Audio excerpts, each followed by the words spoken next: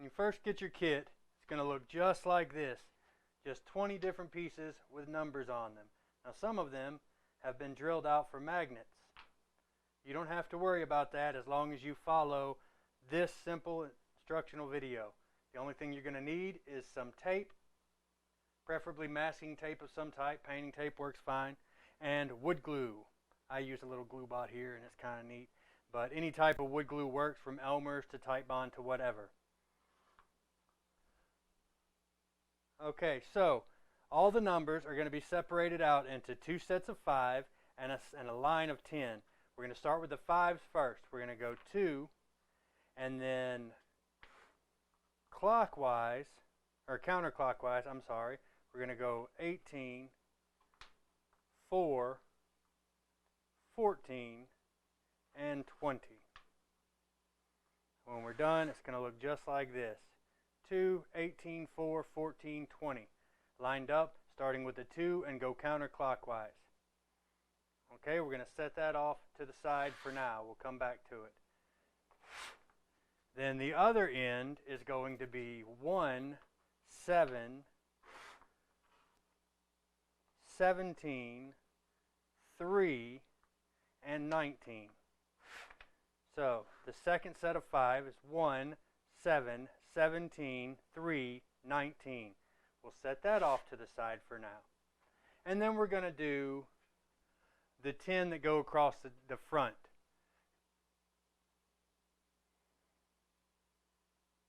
We're going to line them up just like so. Half upside down and half not. We're going to start with the 10 upside down, then 8, 16, 6, 9, 11, 13, 5, 15, 12. Now, from your perspective, you can see that this is not a straight line, and it needs to be a straight line. So, I am going to tighten it up.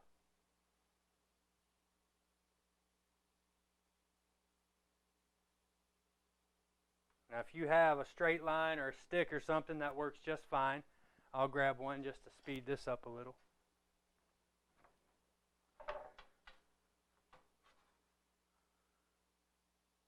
We're going to line these up against the back wall here.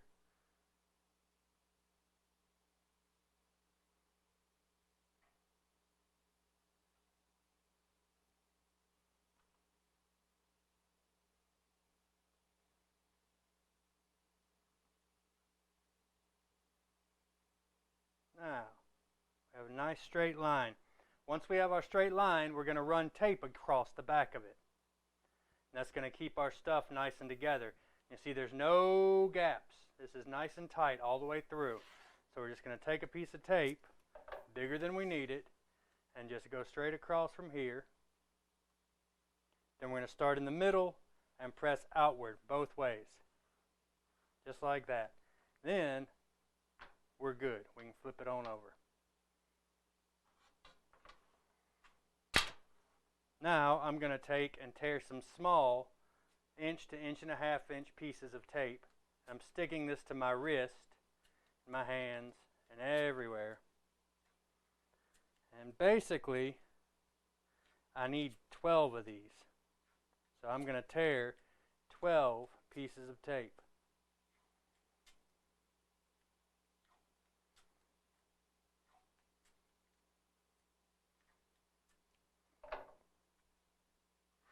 Now we bring back these, and we're going to take the 1 and the 7, and we're going to make this the point that marks together. Okay, and then we're going to take, and we're going to tape right straight across it like so, while it's being together, nice and edged. And we'll turn, and I always use this hand to line up. I take this thumb and slide it right into place until it's nice and pretty. And then we just tape it, and we go to the next one.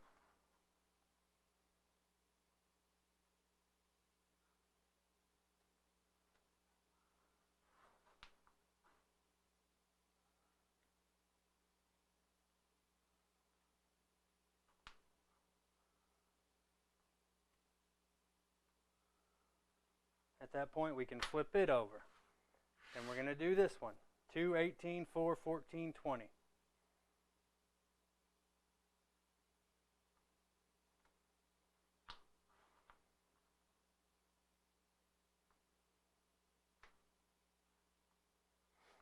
And see, when I hit that, it pulled apart a little bit there, and I don't want that to be apart. So I'm going to take the tape back off, tighten it down, and then put it back online.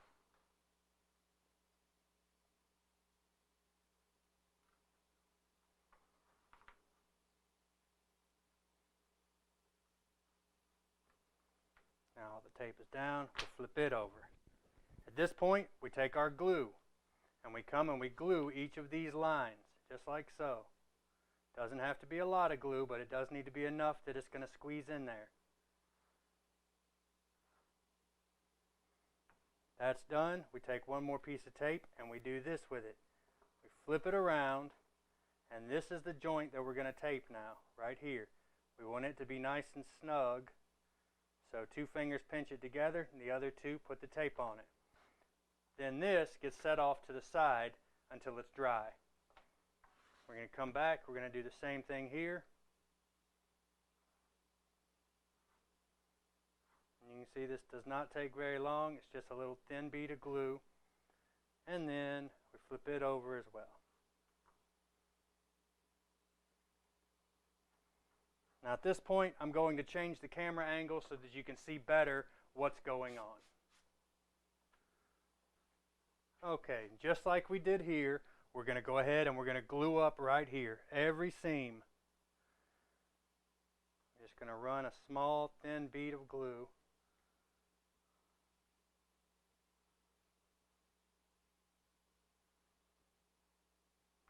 Just like so.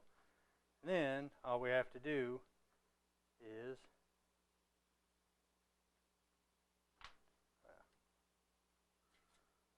tear off some of that extra tape. It doesn't need to be over both sides. Anyways, you see how this just kind of rolls together. At that point, we're going to, here, let me do this where you can see. We're going to put our corners together here and on the bottom. You can see it's a little wiggly right now, but we're going to take the side that doesn't have the screw holes.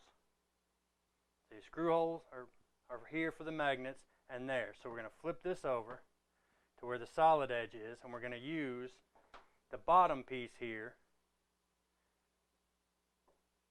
and we're going to line up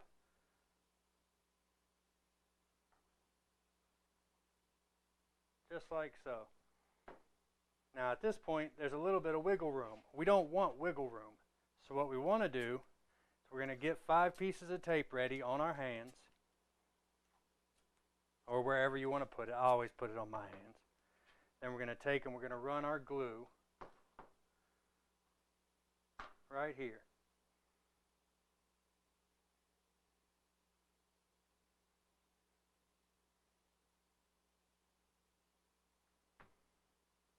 And then, just like so, we're going to press down a little bit to make it sit correctly. And then we're just going to tape right over the edges of this. If it's not fitting right, you slide it a little with your finger.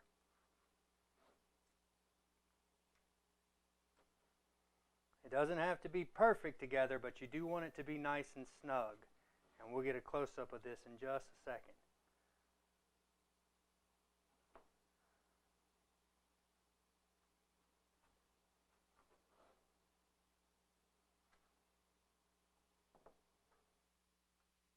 This way we have nice solid joints. Nice solid joints all the way around. Alright, and we can look inside and we're good to go. We'll go ahead and reach our fingers in there now and rub out the squeeze out, just so there's no clumps of glue left inside. We'll do the same thing here for the top.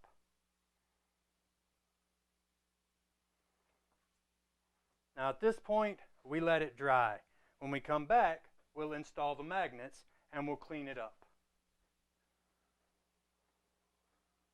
Okay guys, also in your box, when you get your kit, is going to be this little stack of 10 magnets with a ball bearing on the end. The bearing is important because it tells you which direction the magnet is pulling from. So, what we're going to do is we're going to start, and it doesn't matter which you do as long as the poles are opposite. We're just going to put some glue inside each of these holes for the magnets.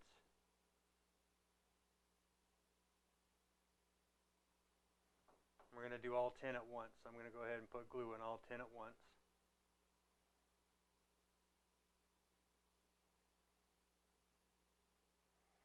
Now we just take this and we'll press it in and use our thumb to slide it over.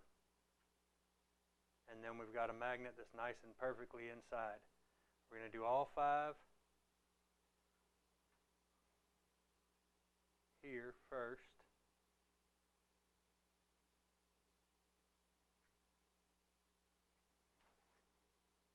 Put a little too much glue in there, but that's okay.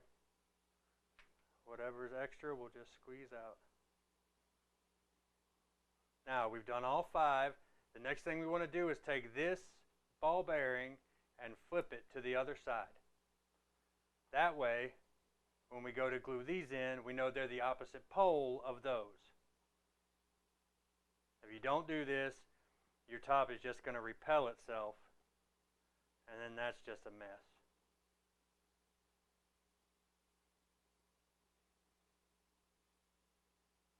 Now, you can do whatever you want with the bearing, but it has no real purpose once the magnets are in. And you'll notice that these are drilled specifically to be dead on even almost all the way around. If they go in a little, that's fine. If they come out just a teeny bit, that's fine also. Now we're going to let these dry, and then we're going to come back and we're going to clean the box up and be done with it.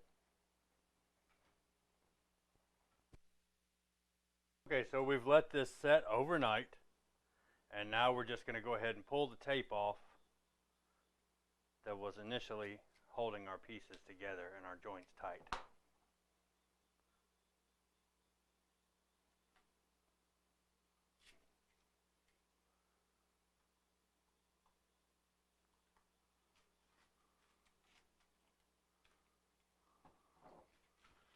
Okay, now because we used the numbers 218, 414, 20, 1, 7, 17, 3, 19, these are actually direct opposites. So if we take the 19 and we put it on the ground, we'll set the 2 on the top, and now our entire die is all set up with exact opposites being the correct numbers. 13 is across from 8, 10 is across from 11, 9 should be across from 12, all the way through the entire thing. Now all that's left is to clean this up. Now to clean it up, you're just going to simply sand it down. For me, I have a belt sander, and I just set it, each face going with the grain. You see the grain goes left to right here. Going with the grain, I just set it down on the belt sander for a little zzz, and that's it. Zzz, and that's it. And what that's going to do is that is going to clean up these edges a little bit, which is fine just like it is, but cleaning it up, getting this residue off, if you're going to color it, paint it, stain it, do whatever, then after you sand it, that's what you're going to do. Now I did one of the large ones last night. I went ahead and sanded it down so that you see what it looks like after it's been sanded. So, not sanded, sanded. Now once this is done, you can infill this as much as you like. You can stain the entire thing. You can paint it. You can doodle on it. You can sketch out really neat, intricate patterns. Whatever you want to do, you can do. It's ready for you. But you definitely want to sand it at least a little bit. You could do that with just a sanding block. You can do it with standard sandpaper. You can do it with, I use a belt sander. You could also use an orbital sander. Whatever you want to do to get it cleaned up, that'll be the end of it. So thank you for checking out the video.